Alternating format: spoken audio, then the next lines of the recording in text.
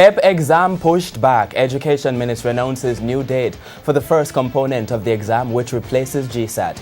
Good evening and welcome to Primetime News on air and online at onespotmedia.com. I'm Archibald Gordon. And I'm Doreen Samuels. Also this evening, Misguided. Head of the Diabetes Association slams push against sugary drinks in schools. Staunch defense. Former Nestle boss continues the defense of her stewardship. Reform coming. Prime Minister Andrew Holness promises revision of the NHT. And in business news, setting new records. Gasoline price jumps to new high. There's also sports commentary and weather in this newscast, but before the break, the feedback question. This evening, we are asking, what is your reaction to the government pushing back the sitting of one component of the PEP exam? Share comments online, facebook.com/Television Jamaica, and tweet us at Television Jam. Please stay with us. Primetime News returns right after this break.